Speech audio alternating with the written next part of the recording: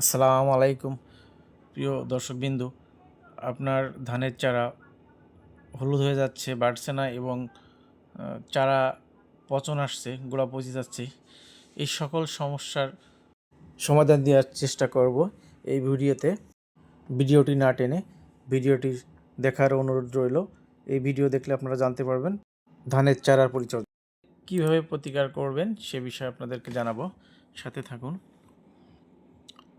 প্রিয় কৃষক ভাইরা, আপনার ধানের চারা হলুদ হওয়ার প্রধান কারণগুলো হলো পুষ্টি উপাদানের অভাব, বিশেষত নাইট্রোজেন, জিঙ্ক, শত্রুপ্রবাহ, অতিরিক্ত পানির সেচ এবং টুংরো ভাইরাসের মতন রোগেও পোকামাকড় আক্রমণ হওয়ার ফলে পাতা হলুদ বা কমলা হয়ে যায় এবং গাছ দুর্বল হয়ে পড়ে। এর প্রতিক্রিয়ার জন্য সঠিক সার প্রয়োগ, ইউরিয়া, জিপসাম, উপযুক্ত সেচ ব্যবস্থা এবং রোগ প্রতিরোধ ব্যবস্থা।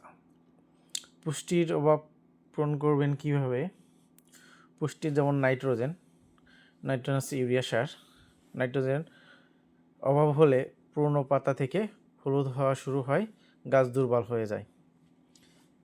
জিঙ্ক, পটাশের অভাবে আপনার পাতায় দাগ পড়ে এবং হলুদ হয়ে যায়। আবহাওয়ার যদি সমস্যা হয়, সেক্ষেত্রে যদি শৈত্যপ্রবাহ হয়, সেক্ষেত্রে আপনার চারা হলুদ ভাব হয়ে শুকিয়ে যায় এবং পানি অতিরিক্ত হলে সেক্ষেত্রে শিকড় পচে যায় এবং চারা হলুদ হয়ে ঝুলে পড়ে। দর্শকবিন্দু, যে ভাইরাসের কথা বললাম, টুংরো ভাইরাস, পাতা হলুদ বা কমলা হয়ে যায়, আপনার চারা বৃদ্ধি হয় না, ব্যাহত অর্থাৎ বাধা হয় চারা বৃদ্ধিতে। এই সময় আপনার পরিচর্যা কী করবেন? আপনার এই ধরনের ভাইরাস আক্রান্ত হলে আপনার ম্যানসার 2 গ্রাম 1 লিটার পানিতে দিয়ে স্প্রে দিবেন, অথবা সারের সাথে বুনাই দিতে পারেন।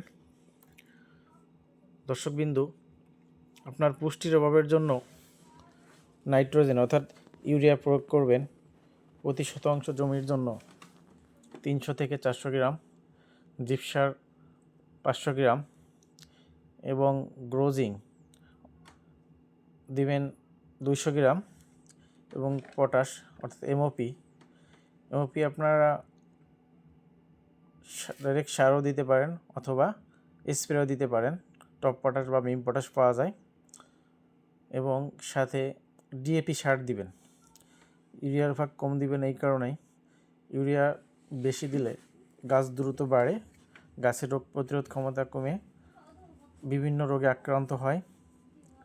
সুস্থ সবল চারা যদি আপনার জমিতে রোপণ করেন, ফলন ভালো হবে এবং গাছের চারা সুস্থ সবল থাকবে এবং রোগ বালাই কম হবে, আপনার খরচ কমবে, লাভবান বেশি হবেন। তো সব থেকে যেটা খেয়াল রাখবেন, আপনার চারা সুস্থ রাখতে হবে এবং ভালো চারা জমিতে রোপণ করতে হবে। তো দর্শকবিন্দু, ভিডিও শর্ট করার জন্য আমি সংক্ষিপ্ত আকারে বললাম। ধানের চারা নিয়ে এই ছিল আজকের আলোচনা। তো আপনারা কোন বিষয় জানতে চান সেটা আমাকে কমেন্ট করে জানাবেন। আমি সেই বিষয় আপনাদের ভিডিও তৈরি করে দেওয়ার চেষ্টা করব। তো বন্ধুরা, আজ এই পর্যন্ত, দেখা হচ্ছে নেক্সট ভিডিওতে। আসসালামু আলাইকুম।